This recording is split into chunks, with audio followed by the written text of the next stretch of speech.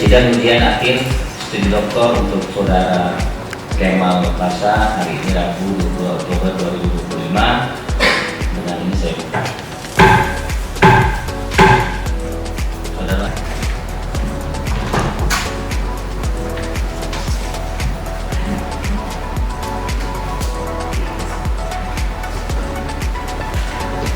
Profesor Dr. Robert Sukarani MS, Guru Besar Fakultas Ilmu Budaya Universitas Sumatera Utara, Saleh tahun 2005 hingga sekarang.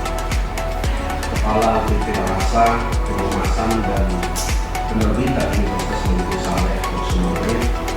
Terima kasih.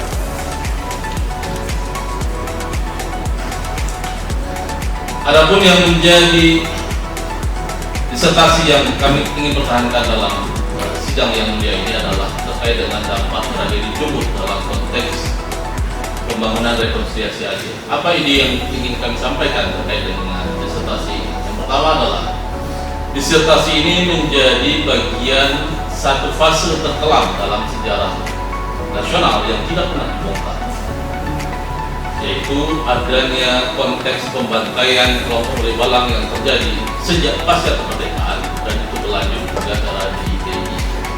Dan dampak itu kemudian mempengaruhi bagaimana model perencanaan wilayah dan pembangunan rekonsiliasi di Aceh yang terjadi hingga sekarang.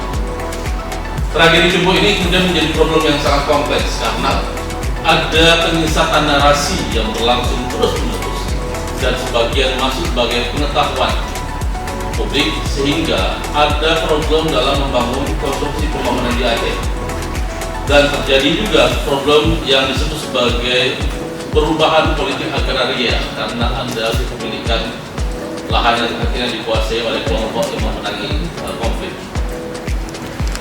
Tim pendiri atau komisi kelompok telah memperbaiki bersama-sama dengan karena waktu terbatas, lanjut Pak Ketua Kemal Pasha sama berbahagia tentunya teman-teman. Kemudian yang kedua yang perlu dipahami memang tadi juga disampaikan bicara tentang tragedi Jumbuk ini kan sesuatu yang menurut kami sensitif juga bagi sejarah Aceh karena banyak korban, banyak pergerakan politik di sana. Jadi tergantung dilihat dari sisi mana. Tapi kami tidak masuk ke sisi itu sesuai dengan ilmu yang kita pelajari selama 3 tahun di perencanaan wilayah khusus. Fokusnya adalah bicara tentang perencanaan wilayah. Yang benar kami melihat yang mencoba menelaah dan membongkar aspek politik, aspek kekerasan masa lalu, dan itu yang kemudian memiliki pagar atau bernama pilar perencanaan wilayah, karena di situ kita akhirnya melihat aspek regulasi dan spasiality lokasi itu menjadi seperti yang kita lakukan. Semua bisa benar, semua bisa salah. Tapi hati-hati saya mendengar semua kalimat yang dituturkan, tapi saya tidak melihat siapa yang membawa masalahkan. Saya ingin mendengar kemerdekaan ini ternyata memintakan apa ini dan mengadu domba rakyat siapa itu.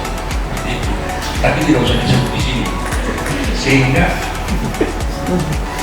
kesannya seperti tawuran. Karena goalnya, tujuan daripada organisasi itu seperti apa? Ya.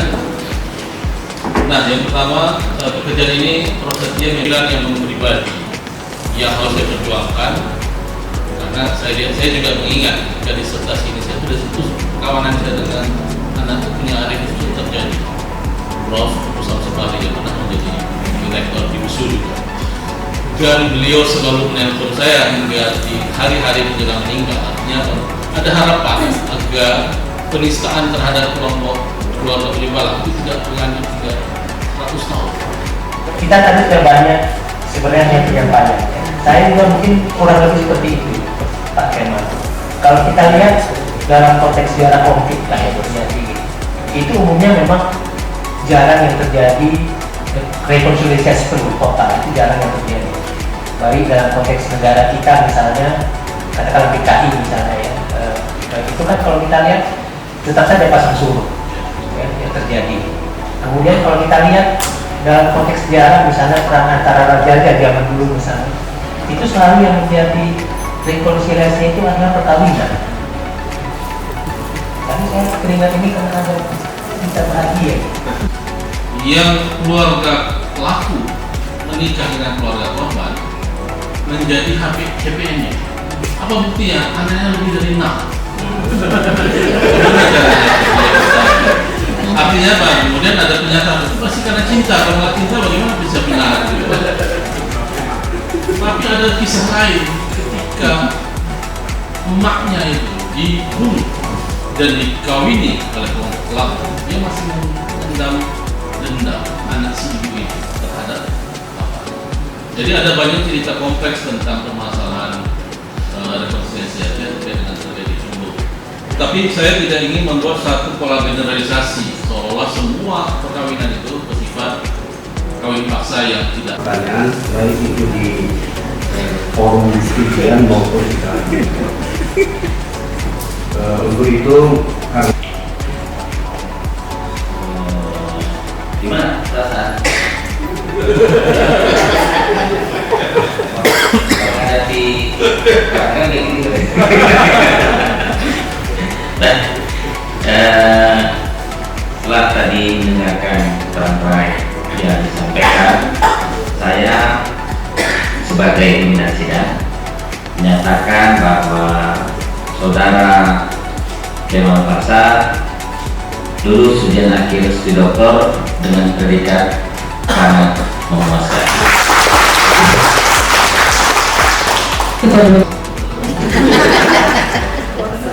Tidak lupa juga kepada keluarga yang telah menjalankan peran masing-masing, entah sebagai penguat atau penghambat. Mereka hadir dan akrab dengan kerjaan penulisan disertasi karena saya harus menulis siang malam dan harus mengganggu tidur mereka. Kepada istri tercinta Sari Wahyuni ST dan anak-anakku, Umar Zahid Pasha, Wabizat Ali Pasha, Ilman Nafia Pasha, dan juga Yusatnas Surat Pasha, yang semuanya menjadi momen apapun yang saya lakukan hari ini menjadi identifikasi bagi kalian semua. Jangan sampai di ujian promosi terjadi seperti itu. Itu sudah kita laksanakan, lalu tadi kemudian diskor untuk mengambil keputusan dari penilaian para promotor serta komisi menentukan keputusan ujian. Sebetulnya saudara Kemal Pasha ini lulusnya cum laude apa ini? Sangat memuaskan tapi rasa cum laude. Kenapa? Karena tadi dia sudah menceritakan alasannya kenapa lama, karena sibuk mengurusi baru jawabannya tadi nih. Karena kalau sibuk ngurusi Unimal, terus habis itu dia ada